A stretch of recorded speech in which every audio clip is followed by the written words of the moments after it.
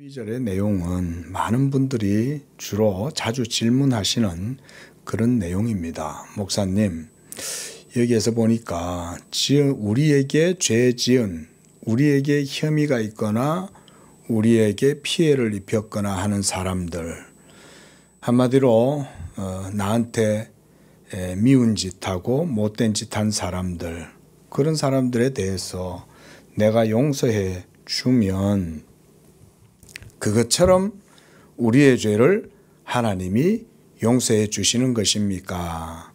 우리가 이렇게 이 본문을 이해할 때도 있습니다. 그래서 이것이 이해가 안 돼서 종종 성도들이 이 본문을 가지고 질문하는 경우가 많습니다. 이 본문의 바른 뜻, 바른 이해가 뭡니까? 이렇게 질문들을 하는 거죠. 자, 그러나 이 본문은 우리가 그렇게 복잡하고 어렵게 이해할 필요가 없습니다. 먼저 우리의 죄를 사해 주는 것은 누가 사해 주십니까? 하나님이 용서해 주시죠. 그런데 우리가 하나님께 죄 용서함을 받는 그 조건이나 근거처럼 우리에게 죄 지은 자를 우리가 사하여 준 것 같이 하나님 우리의 죄를 사해 주옵소서, 이런 말을 하니까 이게 마치 무슨 죄 사함을 받는 조건이나 되는 것처럼 이렇게 이제 이해를 할 수 있지만, 여기에서 주님이 이렇게 말씀하신 것은 하나님의 죄 용서, 죄 사하심, 그 어떤 것으로도 하나님 앞에 값을 치르고 보석을 치를 수 없는 우리들의 죄를 하나님이 먼저 용서해 주셨으므로 우리가 그 믿음으로 또한 감사하고, 그래서 우리가 1만 달란트 빚진 자와 100달러 빚진 자, 이런 비유에서 보듯이 나에게 허물이 있거나 나에게 무슨 피해를 입힌 그런 사람이 있다면 나도 하나님의 은총과 죄사함의 그 긍휼과 자비를 의지해서 나도 그에게 용서해 준다. 그러니까 믿음의 고백이라고도 할 수가 있습니다.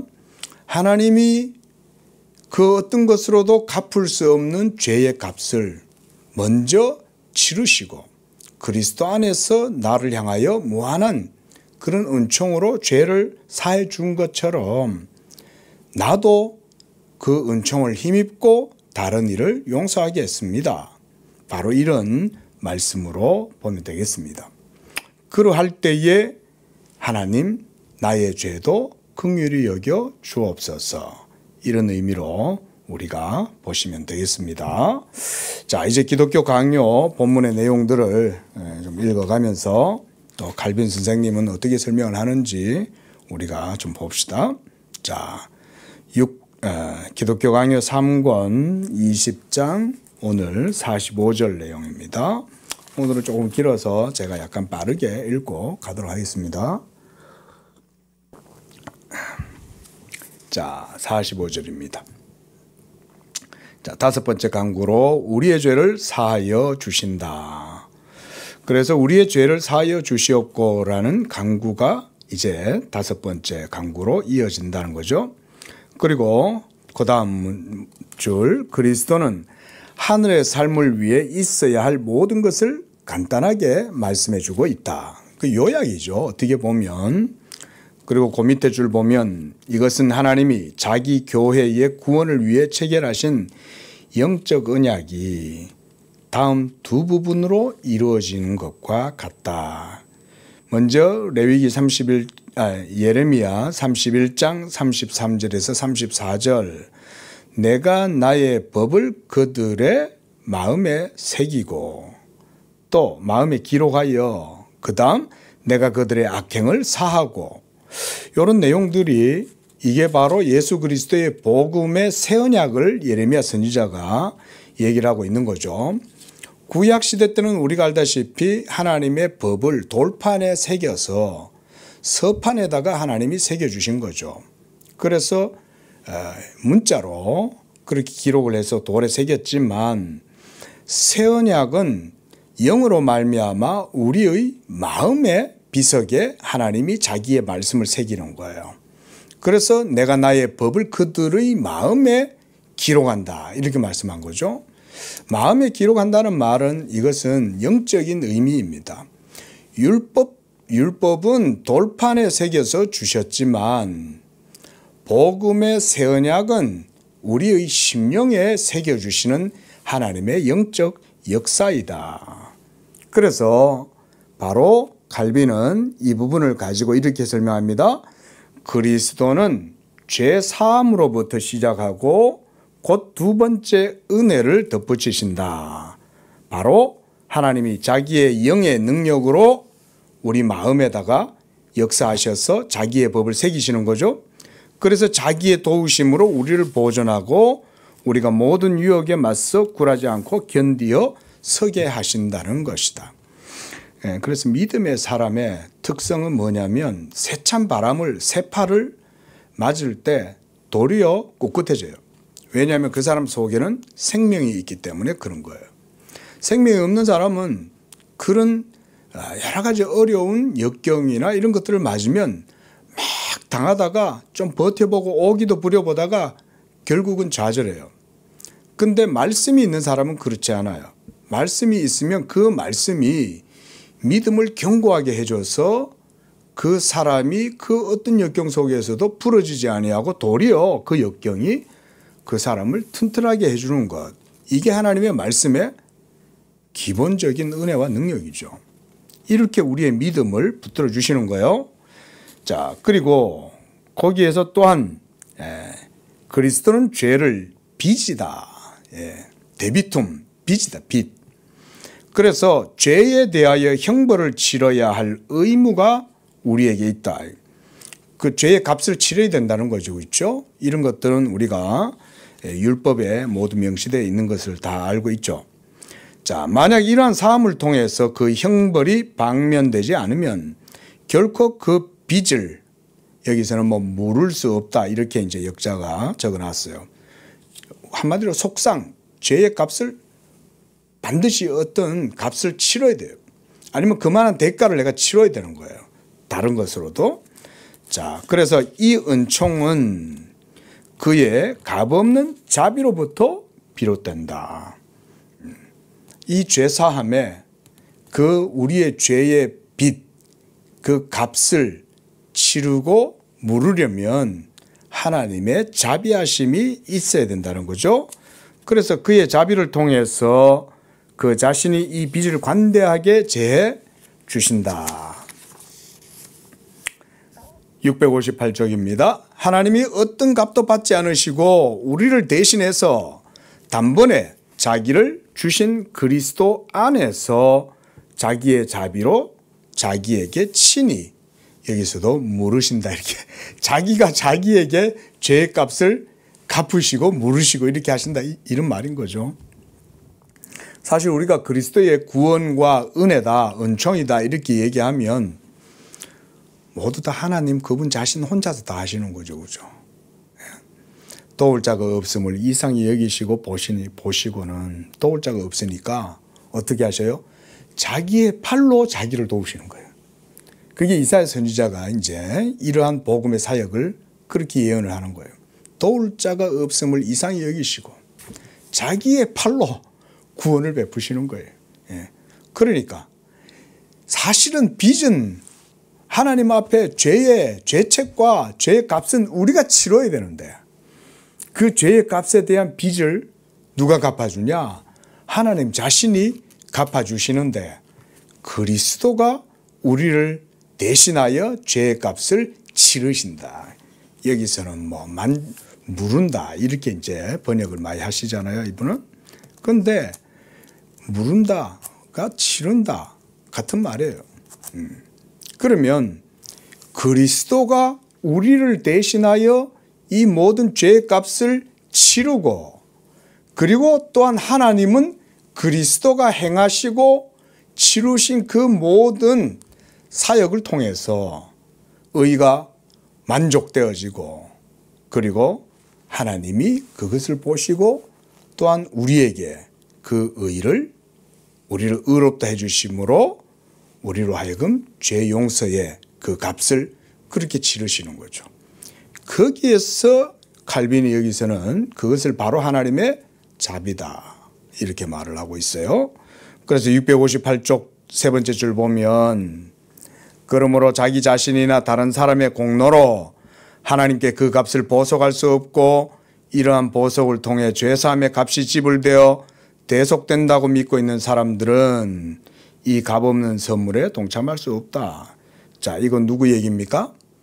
우리가 쉽게 말하면 중세시대 때 로마 교회의 면죄부 같은 그런 잘못된 그런 관행들을 지적을 하고 있는 겁니다.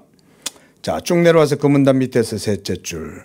하나님에 대한 자기들의 공로와 보석을 내세우며 그 은총을 받아들이기보다 오히려 배척하기 때문이다. 자, 이런 부분들은 우리 인간들이 완악해서 그런 거죠. 이렇듯 그들은 하나님의 자비를 간청하지 않고 오히려 그의 심판을 자초하고 있다. 그러니까 우리가 신앙생활을 할 때 결코 놓치거나 흐트러서 안 되는 그 중요한 교훈이 하나가 뭐냐면 겸손입니다. 겸손. 늘 그리스도 예수 아래에서 그 십자가 아래 자기 자신을 내려놓고 늘 그리스도의 의만을 자기의 의로 삼고 이러려면 뭐가 필요하냐? 어린아이와 같은 겸손한 마음이 필요한 거예요. 근데 그거는 잊어버리고 배은망덕하게 마치 자기가 뭐나 되는 듯이 탁 내세워가지고 이러고 고개 뻣뻣하게 쳐들고 이러고 이제 다니기 시작하고 그 마음에 하나님께 대한 감사와 그 하나님의 은총과 긍휼과 자비에 대한 고백이 없으면 어느 순간 내 속에 내가 이게 하나님만큼 높아져 올라가는 거예요. 그러면 그때부터 이제 문제가 생겨나기 시작하는 겁니다. 근데 항상 겸손의 상태를 유지하면 어떨까요? 늘 날마다 십자가 아래 자기를 내려놓고 십자가 그늘 아래 나 쉬기 원하네. 이 사람은 마음이 항상 평온한 거예요. 왜냐하면 늘 자기의 죄를 대신 짊어지시는 하나님께 자기 죄를 맡기니까. 그러면 이 사람은 마음에 고요함을 누리면서 마치 어머니가 품고 있는 요람 속의 아기처럼 고이 지낼 수 있는 거예요. 이게 겸손의 능력이라면 능력이라고 할 수 있어요. 그래서 지금 이 로마 교황주의자들, 스콜라주의자들, 궤변론자들 이런 사람들 마음속에 결국 중요한 교훈은 겸손인 거예요. 하나님 앞에서의 겸손이 없으니까 모든 오류의 중심에 그 문제가 항상 문제를 일으키는 거예요. 그래서 그 밑에도 이렇게 놨죠. 이러한 완전함이 자기 자신들에게 속한 것이라고. 자, 이 완전함이 인간들 자신 안에 있다고 생각하면 그것에 의지해서 은총을 구할 필요성을 어떻게 해버려요? 제거해버린다. 그러니까 하나님 은혜에 의지하지 않는다는 거죠. 그죠? 이렇게 되는 거예요. 그러니까 늘 하나님 앞에 우리가 예수 믿고 성령을 힘입고 믿음이 좋아도 열정이 있어도 늘 그 열정조차도 하나님 앞에서 조심해야 돼요. 교회에서 사고치는 사람들 자칫하다 열정이 있는 사람들이 사고칠 수 있고 그러나 열정 자체는 나쁜 건 아니에요. 하나님을 향한 선한 열심을 가진다는 것은 좋은 일이죠. 그런데 이 선한 열심이 어느 순간 자기 의를 드러내는 열정이나 수단이 되어버리면 반드시 거기에 문제가 일어나게 돼요. 그래서 항상 조심해야 돼요. 우리가 교회 생활할 때도 마찬가지입니다. 그렇죠? 우리가 예배 시간에 예배를 드리러 들어올 때도 교회 예배당 입구 딱 들어올 때는 이제 내가 하나님 앞에 더욱더 나아간다. 그래서 그때부터 벌써 마음가짐을 하나님을 예배하고 하나님께서 오늘 나에게 무슨 말씀을 해 주실까 이런 생각을 품고 교회 예배당 문을 열고 들어오라 이 말인 거예요. 예? 그게 겸손이에요. 그게. 근데 세상에서 온갖 행패 다 부리고 온갖 교만함과 악함으로 살다가는 교회에 들어올 때도 뻣뻣하게 해가지고 들어오면 목사 설교도 귀에도 들어오지도 않을 뿐 아니라 하늘로부터 들려주시는 성령의 음성도 못 들어요. 하지만 어린아이와 같은 겸손한 마음으로 들어오면 그 사람은 100% 목사님 설교의 은혜를 받아. 목사 설교가 뭐 같아도 찰떡같이 듣고 그렇게 되는 거예요. 그러니까 겸손에는 목사도 예외가 없고 장로도 예외가 없어요. 겸손에는 모든 성도들이 다. 그래서 어떤 교부는 첫째도 겸손, 둘째도 겸손, 셋째도 겸손 그런 말을 하잖아요. 이거는 온 세상이 끝날 때까지 동일한 거예요. 오늘날도 마찬가지예요. 교만하면 반드시 그 교만함에 걸려서 넘어집니다. 항상 우리가 그래서 하나님 앞에 조심해야겠죠. 자, 고산 5째 줄 내려와서 그리스도는 모든 사람이 각자의 죄책을 고백하도록 가르치면서 다름 아닌 죄인들만을 용납하신다. 여기서 죄인들만 용납하신다는 말은 뭔 말이냐면 자기의 죄를 인정하는 그런 하나님의 말씀 앞에서 겸손한 자들을 얘기해요. 그들은 자기 죄를 인정하니까. 자, 그리고 고서 또 셋째 줄 내려오세요. 말할 나위 없이 우리는 우리에게 맡겨진 모든 의무를 세세한 것에 이르기까지 다 완수하여 하나님 앞에서 하나의 더러움도 없는 순수한 모습으로 서서 진정 감사할 수 있기를 원하고 또 이를 위해 각고의 노력을 해야 한다. 이것은 성도가 성화의 삶을 살아가는 그 항상 그 긴장감, 그 텐션을 늘 유지하고 살아야 하는 거죠. 그렇죠? 자, 그러나 하나님은 우리 안에 있는 자기의 형상을 점차적으로 새롭게 하시기를 좋게 여기시고 우리 육체 안에 항상 어떤 오점이 머물러 있어서 이에 대한 처방이 절대 무시되어서는 안 될 것이다. 그러니까 우리가 방금 읽었던 문장과 그 다음 뒤의 문장을 잘 연결해서 봐야 되겠죠. 칼빈은 우리가 완전하다고 절대 얘기하지 않아요. 그게 아니고 오점이 항상 머물러 있어서 처방이 절대로 무시되어서는 안 된다는 거예요. 여기서 처방이 그럼 뭘까요? 날마다 예수 그리스도의 복음의 안약, 복음의 치료약, 그것으로 늘 자기 자신을 억어하고 그래서 자기 자신을 십자가 아래 날마다 부인하고 사도 바울이 얘기했던 것처럼 나는 날마다 죽노라 했던 것처럼 날마다 그걸 고백하면서 날마다 하나님의 뜻에 포커스를 맞추려고 힘쓰면서 살아야 한다 이런 말인 거예요. 그래서 우리가 659장 그 첫째 둘째도 보겠습니다. 만약 그리스도가 아버지께로 부여받은 권위로 우리에게 명령하셔서 우리가 전생에 걸쳐 지은 죄에 대한 책임을 면하게 해달라고 기도하게끔 하실진데 완전한 무죄라는 환상으로서 단순한 마음을 지닌 사람들의 눈을 현혹하는 그들이 스스로 죄에 대한 모든 비난을 제거할 수 있다고 과신하게 만드는 이런 새로운 교사들을 누가 용인할 것인가. 이 새로운 교사들이란 말하자면 중세의 교황주의자들, 스콜라주의자들, 개변론자들이라고 할 수 있겠습니다. 자, 그 다음 문단입니다.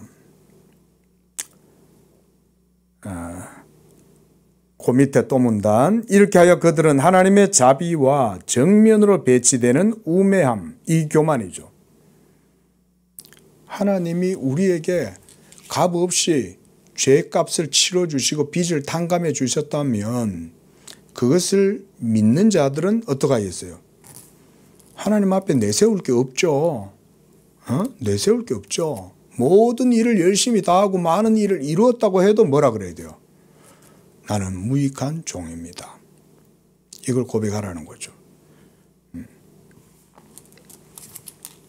그런데 우매함, 교만하면 우매해집니다. 여러분, 이 사람은 영적인 존재고 그래서 하나님과의 관계가 떨어져 나가면 반드시 그것 때문에 문제가 초래하게 됩니다. 어떤 방식으로든. 그런데 그 문제가 초래되는 모든 근원은 뭐냐면 교만함이에요. 교만함. 하나님을 중심에 모시고 하나님과 영적 연합의 관계가 온전하게 이루어지지 못한 가운데 있으면 항상 문제가 일으키는 거예요. 그래서 그들 자신뿐만 아니라 그들과 다를 바 없는 다른 사람들도 속인다. 이러면 이게 뭐예요? 물고 먹히는 거예요. 물고 먹히는 거. 나도 미련하고 교만하고 우매해서 어리석은 악을 막 감행하는 거죠. 악을 감행하는데 그 악의 짐을 또 누가 지냐? 또 다른 악한 놈이 또 그걸 같이 짊어지고 서로 물고 먹히는 거예요. 하나님이 내버려 두시면 이렇게 되는 거예요. 그래서 무서운 거예요. 하나님은 그냥 손도 안 대고 모든 일들을 다 하시는 거예요. 우리 사람들 하는 말로 손도 안 대고 코를 푸는 일은 하나님한테는 아무것도 아니에요. 하나님이 얼마나 무서운 분입니까? 지금 참 우리가 지금 역사의 그런 한 지금 이벤트를 지금 보고 있는 거예요. 서울대 나와가지고 온갖 권력 다 맛보고 권력이 중심지인 서초도에서 얼마나 굴림하고 매일 술 먹으면서 막 포악을 일삼고 성경 속에 나오는 딱 악인 그 모양이죠. 술 마시기를 좋아하고 폭력을 좋아하고 더러운 말을 내뱉는 걸 좋아하고 온갖 모든 성경의 악한 코드는 다 훈장으로처럼 달고 있는 사람이 이 나라의 지도자가 됐어요. 그건 우리나라 사람들이 회개해라는 거죠. 하나님이 여러분 하나님이 악한 지도자를 세울 때는 그 나라 백성들에게 심판을 행하시는 거예요. 지금 이 시대 때 정말 믿음이 불씨처럼이라도 살아있는 성도들이라면 하나님을 두려워함과 함께 회개하고 겸손하게 하나님 앞에 무릎을 꿇어야 돼요. 지금 하나님이 준비해 놓은 갖가지 매들이 지금 많아요. 주변에. 미국도 이번에 여차하면 빠져나오는 거예요. 국방부 장관 안 와요. 대번 나라가 이러니까. 한류라고 자랑하고 국뽕에 취해가지고 교만해져가지고 뭐 마치 우리가 무슨 대단한 민족이라고 하면서 그렇게 하면 벌써 멸망이 다가오는 거예요. 저 북한에도 지금 전쟁을 치르느라고 저러고 있고 여러분 저 러시아에 가가지고 전쟁하고 온 사람들은 전쟁을 치르고 오면 이번에 우리 군인들 하는 거 보세요. 여러분 전쟁 나면 우리는 무슨 뭐 아무리 최첨단 무기가 있다 정신이 썩어가지고 죽어 있는 듯 되겠어요? 여러분 우리 예수 믿는 분들이 먼저 교회들이 먼저 하나님 앞에 두렵고 떨림으로 하나님 앞에 회개하고 정신 차려야 됩니다. 지금 완전 일촉즉발이에요 상황이. 지금 이 나라가 경각간에 서 있는 거예요 지금. 교만하고 우매하면 악을 행하고 그 악이 또 악을 낳고 그러면 계속 그게 이제 순환되고 거기에서 정의가 하나도 안 나타나면 끝나는 거예요. 오늘날 정의가 얼마나 중요한지 우리가 두 눈으로 지금 다 보고 있잖아요. 자, 659쪽 제일 밑에 문단입니다. 우리가 우리에게 죄 지은 자를 사하여 준 것 같이 우리가 행위로 부당한 취급을 당하거나 말로 모욕을 당해서 여러모로 다른 사람에게 상처를 입었을 때 나에게 혐의를 가지고 있는 사람에 대해서 그들을 용서하고 그들에게 은총을 베푼 것처럼 우리에게도 그러한 사함이 있기를 간구한다. 다른 사람들의 범죄와 불법의 죄책을 사하는 것은 우리에게 속한 것이 아니다. 그것은 오직 하나님께만 속한다. 칼빈도에서 그렇게 얘기하죠. 그렇죠? 그러니까 우리가 우리에게 죄 지은 자들에 대해서 그들의 죄를 우리가 용서한 것처럼 그게 조건이 되어서 그래서 하나님이 내 죄를 용서해 주십시오. 그런 말이 아니에요. 죄는 원래 하나님이 용서해 주시는 거예요. 용서해 주시는 사함의 권세는 하나님밖에 없어요. 내가 죄를 지었어요. 근데 그 죄를 없이 하시는 것은 하나님밖에 못해요. 근데 거기에도 공의가 개입되겠죠. 그럼 그 공의의 문제를 하나님은 어떻게 다루실까요? 바로 자기의 팔로 자기 스스로 그것을 치유하시는 거예요. 하나님이. 그게 바로 그리스도의 중보의 효력이 그것을 통해서 우리에게 주어지는 거예요. 자, 우리의 사함은 진노, 미움, 복수에 대한 욕구를 자발적으로 내버리는 것이고 타인의 불의한 행위들을 자원해서 망각함으로써 그 기억을 몰아내는 것이다. 그렇기 때문에 우리는 우리에게 해를 끼치고 있거나 해를 끼친 모든 사람들의 불법을 용서함 없이 우리의 죄사함을 하나님께 간구할 수 없다. 당연하겠죠. 그렇죠? 1만 달란트 빚진 사람이 그 주인이 그 빚을 탕감해 준 거예요. 이 사람이 일평생 긁어 모아도 다 갚을 수 없는 건데 주인이 용서해 준 거죠. 다 탕감해 준 거죠. 근데 이 사람이 자기에게 100데나리온 빚진 자를 물고를 내고 옥에 집어넣고 막 그렇게 하는 거죠. 그러면 어떻게 되겠느냐. 자, 660쪽입니다. 첫째 문단 중간쯤 오셔서 왜냐하면 우리는 우리가 다른 사람에게 행하듯 우리에게 행하시기를 하나님께 요청하고 있기 때문이다. 이게 이제 저는 중심된 내용이라 볼 수 있어요. 그러니까 내가 다른 사람을 용서해 준다 할지라도 그보다 더 큰 권세와 능력을 가지신 하나님께서 내 죄를 용서해 주옵소서. 그러면 내가 그분 앞에서 내가 받은 은총대로 나도 용서하겠습니다. 이런 마음인 거죠. 이것은 실로 우리 자신이 그렇게 행하지 않는다면 우리에게 그렇게 행하지 마시라고 강구하는 것과 다름없다. 이게 이제 칼빈의 해석이죠. 자, 이렇게 행함이 없이 기도하는 사람들의 강구에 따르는 것은 더 중한 심판 외에 무엇이 있겠는가 그랬습니다. 자, 그리고 제일 밑에 문단. 더욱이 하나님은 이 말씀을 표지처럼 삼아서 남에게 보복하는 것은 서두르나 남을 사해 주는 것은 못마땅해 하며 분노가 자기에게 임하지 않기를 기도하면서 정작 남에 대해서는 분노를 키워가는 일부 사람들을 자녀들의 수에서 제외시키려고 하신다. 주님은 이런 사람들이 감히 하나님을 아버지라고 부르지 못하게 하신다. 이는 또한 누가복음에서도 그리스도의 말씀으로 분명히 묘사되어 있다. 자, 46절도 보겠습니다. 조금 빨리 읽겠습니다. 내용이 많아서. 자, 이번에 여섯째 강구로 악에서 구하여 주옵소서 이렇게 말하죠. 자, 첫째 줄. 여섯 번째 강구는 율법이 우리 마음에 새겨진다는 약속에 부응한다. 우리가 앞서 봤듯이 예레미야서 말씀에서도 하나님이 내가 새로운 법을 그들의 마음에 새긴다라고 하신 말씀하고 같은 거죠. 우리가 하나님께 순종하려면 끊임없는 전쟁과 힘들고 가난한 험난한 시련을 겪을 수밖에 없으므로 넉넉히 이길 수 있는 군장을 갖추고 요새의 방어를 받고자 이와 같이 강구하게 된다. 이런 기도를 통하여 우리는 우리의 마음을 내적으로 부드럽게 하시고 굴복시키고 지도하시는 성령의 은혜뿐만 아니라 사탄의 모든 괴계와 모든 맹렬한 공격에 맞서 굴하지 않고 싸우게 하실 성령의 도움도 필요하다. 참 이런 걸 보면 칼빈은 참 영적으로 깊이 생각하고 있다. 이런 걸 항상 느끼게 됩니다. 자, 우리가 이제 하나님의 은혜를 입었어요.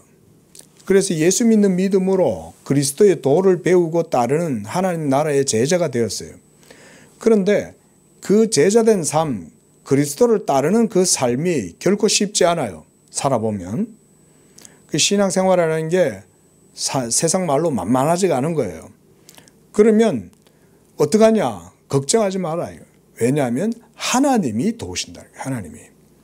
우리가 진리 가운데로 나아가고 그래서 복음의 도 가운데 은혜 가운데 온전하게 거해서 천국 가는 그날까지 우리의 구원의 트랙에서 벗어나지 아니하고 계속 신앙의 경주를 할 수 있도록 하는 거 우리 힘으로 하는 거 아니에요. 하나님이 하시는 거예요. 하나님이. 이걸 믿어야 됩니다. 우리는 항상 공기가 우리 주변에 있어도 우리는 그 공기를 들이마시고 내쉬면서 호흡하고 그렇게 해서 살아가면서도 우리는 공기가 있는 줄 잘 모르죠. 우리가 천국 가는 그 길이 이제 예수 믿음 가운데 주어졌는데도 천국 가는 길은 내가 간다고 생각하죠. 자, 여러분, 내가 호흡을 해서 사는 겁니까? 공기가 있어서 사는 겁니까? 뭐 두 말하면 잔소리죠. 산소가 공급이 안 된다면 내가 숨을 쉰들 무슨 유익이 있겠어요? 신앙생활도 마찬가지입니다.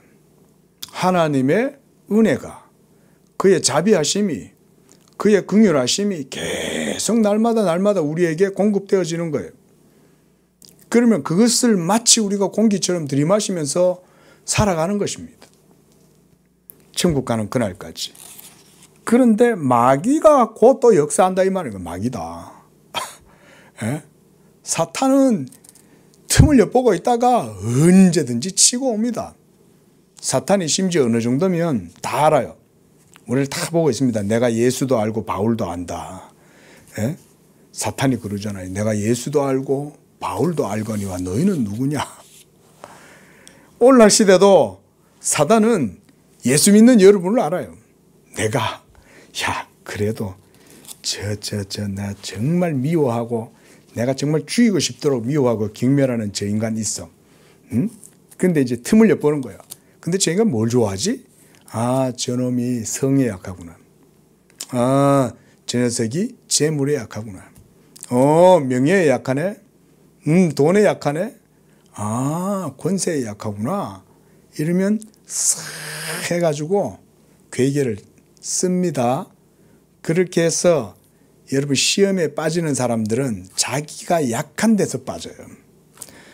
참 안타깝게도 많은 목회자들도 정말 참 무너지는 분들이 오늘날도 많이 있죠. 제 주변에도 있고 그래서 정말 안타깝고 그런데 보면 다 그 약함이 있어요. 목회자들도 그래요. 여러분 참 목회자 하나 무너지면요 교회 하나가 무너지고 휘청거리는 거예요. 예? 성도들은 뭐 두말할 나위 없어요. 근데 웬만하면 이 사탄이 성도들은 웬만하면 잘 안 건드려. 응? 목사 하나 건드려가지고 무너뜨리는 게 훨씬 쉬운 거죠. 사탄이 그냥 안 있어요. 자, 근데 여러분 여기서 칼빈이 이런 얘기합니다. 시험은 많고 다양한 양식이 있는데 이게 먼저는 우리 마음에 품고 있는 악한 상념의 시험이 있어요. 이건 내 자신의 죄로 말미암는 시험이에요. 내 속의 아킬레스건, 내가 가지고 있는 치명적인 결함, 이런 것들이 항상 문제를 일으켜요. 이걸 우리가 문학에서는 사회적 결함이다 이렇게 말해요. 아주 착하고 성실하고 의로워요. 정직해요. 근데 그게 자기한테 결함이 돼버리는 거예요. 그래가지고 그 사람이 비극을 맞이해요. 이해할 수가 없죠. 저 사람만큼 법 없이도 살아갈 사람 없는데 어떻게 저런 사람이 저렇게 운명의 어떤 올무에 걸려가 저렇게 고생을 할까? 그게 자기 결함이라는 거예요. 그런 게. 복음의 자유함이 없어요. 선하고 착하고 이웃들한테 칭찬받고 인격도 훌륭해요. 근데 사탄이 와서 올무를 놓는 거예요. 예? 그럼 그 사람은 막 걸려서 괴로워해요. 예수 믿는 성도들도 성령으로 행하지만 사탄이 약점을 알아요. 그래서 딱 이러고 있다가 싹 주변에 사람들을 주로 통해서 역사합니다. 마귀가요. 그것도 가까운 사람들을 통해서 합니다. 멀리 있는 사람 안 해요. 가까이 있는 사람. 그러니까 항상 주변에 있는 사람이라도 100% 믿으면 안 돼. 예? 그냥 늘 그냥 내가 하나님만 의지합니다. 내 주변에 아무리 사람들이 달라붙어 있어도 그 사람들 믿으면 안 돼요. 그 사람은 다 나보다 더 연약한 자들이야. 내가 그 사람들 믿고 의지하면 되겠어요? 도리어 내가 기도해 줘야 되고 축복해 줘야 되고 이런 사람들이지. 그러니까 성도들은 예수님만 바라보고 살아야 돼. 예수님만. 그러지 않고서는 반드시 내 속에 쓴뿌리가 나와서 내 속에 있는 것이 나를 뒤집어 삼키는 거예요. 사탄도 시험하고 또 하나는 우리가 하나님의 시험이에요. 하나님의 시험은 하나님이 의로우심을 따라 행하시되 자기의 사랑하는 성도를 훈련시키고 그렇게 해서 믿음을 온전하게 해서 궁극적으로 그가 하나님께 영광을 돌리고 찬양하도록 하나님이 이렇게 하셔요. 그래서 하나님의 시험은 합력하여 선을 이루도록 하세요. 이 하나님의 선하심과 진실하심이죠. 자기의 택한 백성을 죄의 상태에 그냥 머물러 있도록 안 내버려둬요. 하나님은 언제나 보채고 이끌어 가셔요. 말 안 듣고 하면 하나님이 다른 방법이라도 막 쓰시는 거예요. 그렇게 해서 은혜의 도를 배우게 하신다. 그래서 그 밑에 문단 밑에서 셋째 줄 보시면 이것들은 그 쓰라림과 어려움으로 말미암아 걸려 넘어진 영혼들로 하여금 절망에 빠지게 하고 신뢰와 소망을 내버리게 하며 급기야는 하나님으로부터 절대적으로 멀어지게 한다. 이런 게 사탄의 시험이 이렇게 주어집니다. 그러나 우리는 우리의 아버지께 기도하여 우리가 우리 자신의 정욕으로 인하여 불붙게 되거나 사탄의 꾀로 인해 발단되거나 하는 두 가지 시험에 굴복하지 않게 하시기를 기도한다. 다만 우리를 악에서 구하시옵소서. 이렇게 기도하라는 거죠. 자, 쭉 내려가서 662쪽입니다. 좀 건너뜁니다. 세 번째 문단. 그러나 하나님의 시험과 사탄의 시험은 다르다. 다르죠? 당연히 의로우신 하나님의 시험은 우리를 하나님의 의에 더 가까운 온전한 사람으로 세우기 위한 시험이에요. 그것은 하나님의 진실하심으로 말미암아 이루어지는 겁니다. 그러나 사탄이 주는 시험은 그런 거 아닙니다. 사탄은요, 죽이려고 해요. 멸망시키려고 해요. 죽여요. 예? 아까도 해놨습니다. 사탄은 멸망시키고 저주하고 부끄럽게 하고 곤두박질 치게 하고 시험하는 반면 하나님은 자기 자녀들의 신실함을 실험하심으로 그들이 자기에게 속한 사람이라는 점을 증명한다. 그러니까 하나님이 주시는 시험은 하나님이 근데 그냥 이 상태로 가만 머물러 두고 시험하지 않아요. 사실은 칼빈이 여기서 그렇게 언급하지 않지만 저는 여기에 좀 더 덧붙여서 이미 시험할 때 벌써 감당할 은혜를 먼저 줘요. 하나님이. 그래서 은혜 안에서 이 상태에서 시험을 당하는 게 아니라 시험 당함으로써 은혜로 높여줘요. 그래서 등급이 올라가. 그래서 좀 더 차원 높은 시험을 당하게 함으로 신앙을 하나님이 올려주시는 거예요. 그 시험 속에서 뭘 깨닫게 되냐? 은혜를 배우게 돼요. 은혜를.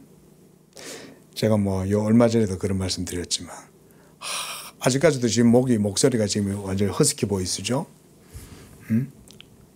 제가 원래 목소리가 좀 낭낭하잖아요. 근데 지금 이렇게 이제 됐는데 이게 지금 한 달 내도록 지금 감기가 좀 안 떨어지는데 그래도 지금 컨디션이 조금 회복이 된 상태인데 얼마나 힘든지 몰라요. 근데 정말 그래서 제가 그랬어요.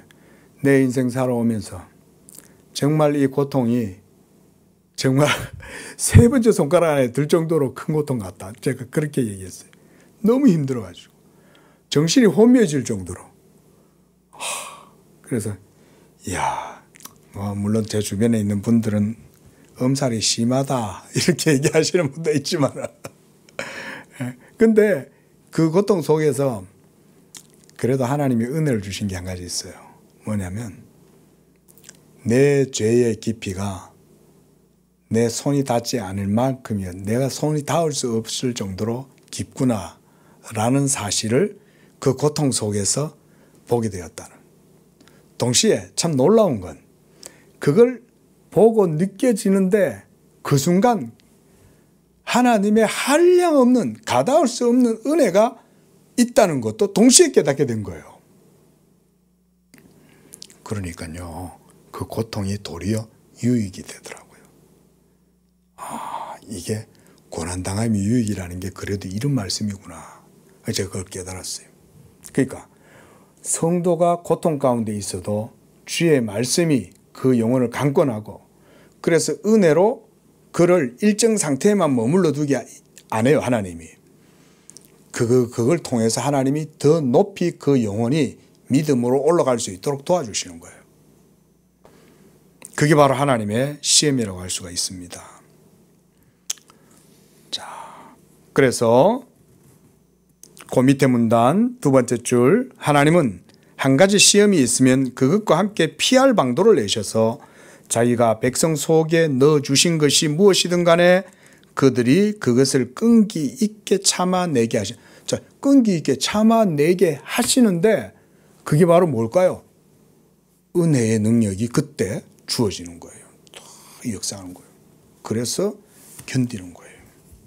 참 제가 우리 성도들 제가 오랜 사역을 안 했지만 성도들과 지내고 사역을 하면서 이런 걸 많이 느꼈어요. 정말 저 사람이 저것 때문에 완전히 좌절하고 무너지지 않을까 싶은데 그 닭이 버티더라고요. 제가 그거 볼 때마다 분명히 좌절하고 절망하고 맨날 약해가지고 콜콜대던 사람인데 야, 이건 큰일 나겠다 싶은데 잘 견뎌요. 희한하게.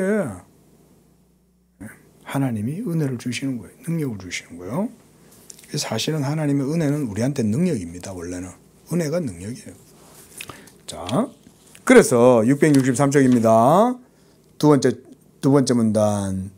그러므로 우리의 간청의 내용은 다음과 같다. 하나님이 우리가 이러한 시험에 정복되거나 짓눌리지 않게 해주시고 우리를 적대하시는 모든 능력에 맞서는 주님의 능력으로, 이게 은혜입니다.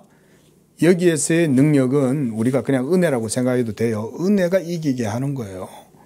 그래서 흔들리지 않고 강하게 세워주시는 것이다.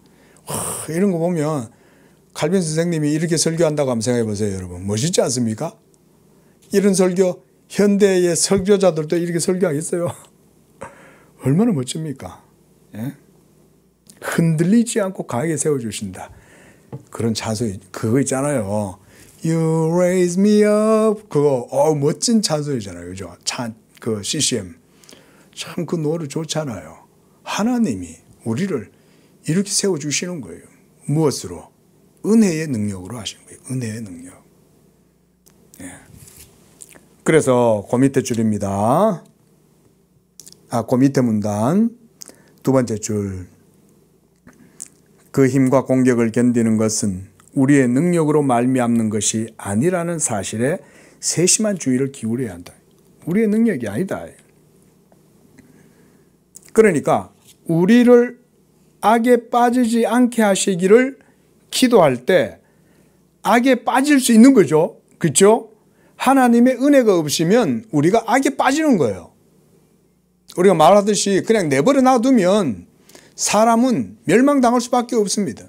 내버려 놔두면.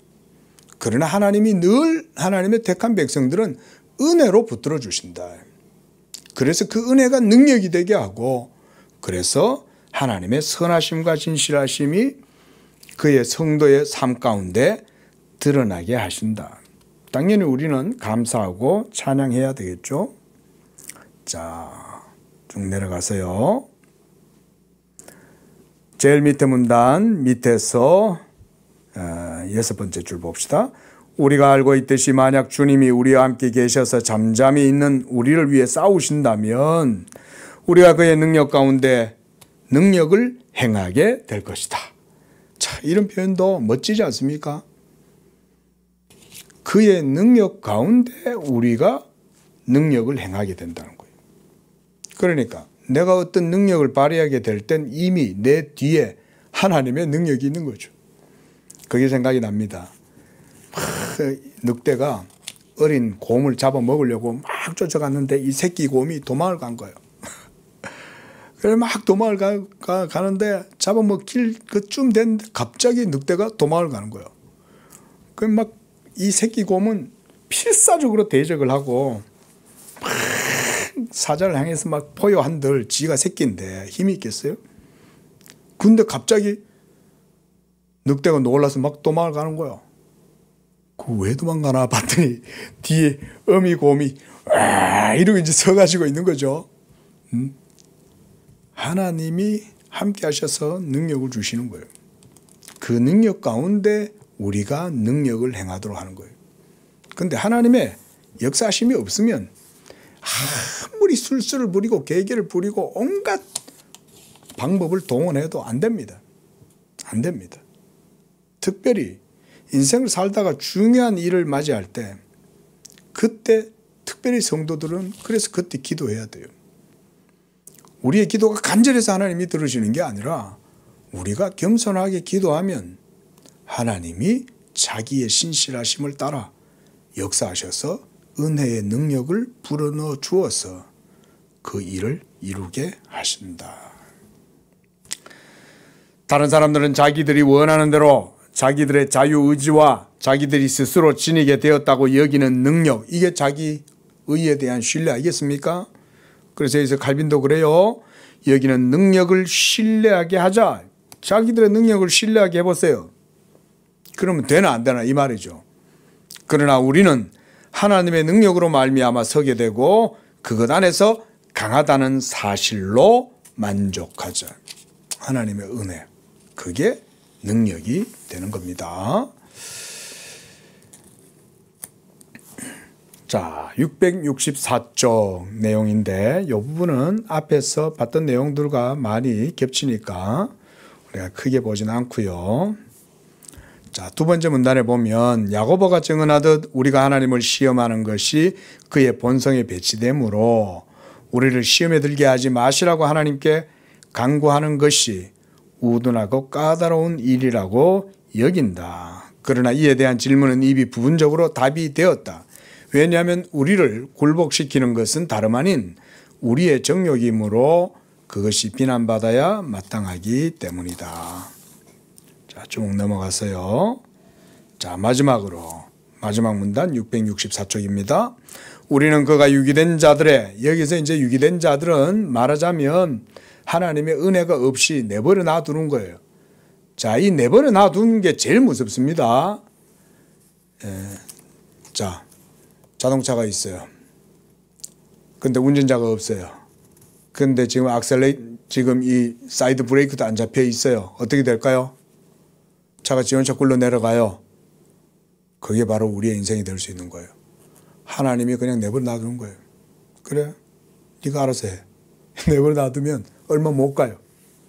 우리 자신 안에는 의가 없기 때문에 반드시 문제를 일으키고 능력이 없기 때문에 반드시 어떤 상황에 부딪히면 그걸 이겨낼 수 없어요.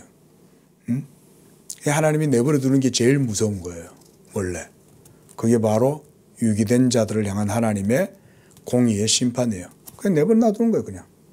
그리고 그들이 악 가운데에서 물고 먹히도록 내버려 놔두면서 어떻게 하냐면 그걸 통해서 하나님의 선하신 뜻을 이루셔요. 또 하나님은. 그래서 유기된 자들의 눈을 멀게 하고 그들의 마음을 강팍하게 하심으로 그들에 대한 하나님의 보복을 드러내는 확실한 증거들로 삼으시고자 하는 데에는 이유가 없지 않다. 그걸 마음속으로 받아들이게 될 때 참 칼빈은 정말 이 표현도 어떻게 보면 참 냉철하죠. 하나님이 내버려 놔둔 게 하나님의 공의의 심판이라는 사실을 우리가 마음속으로 인정하고 받아들인다면 이 말이죠.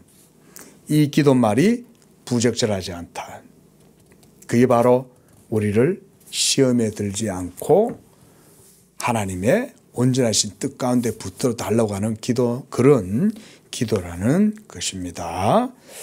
자, 기도하겠습니다. 자비로우신 하나님 아버지, 항상 하나님의 은혜 아래 우리가 겸손하게 하시옵고 그의 뜻 아래에서 온유하며 항상 주의 말씀을 받들고 또한 우리를 하나님 말씀 앞에 비추어서 늘 자기 자신을 치고 복종시켜서 늘 그리스도의 도를 따르는 충실한 제자로서 살아가도록 우리의 삶을 붙들어 주시옵소서. 우리가 악에 빠지지 않도록 도와주시옵고 항상 우리의 믿음이 하나님을 향하여 나아가게 하시오며 시험 당할 때에도 그것을 견디고 이길 수 있는 능력을 주시고 그 가운데 하나님의 선하심과 하나님의 진실하심을 배우고 하나님께 영광을 돌리는 그런 복된 삶이 되도록 우리의 삶을 악에 빠지지 않게 붙들어 주시옵소서. 예수님의 이름으로 기도합니다. 아멘.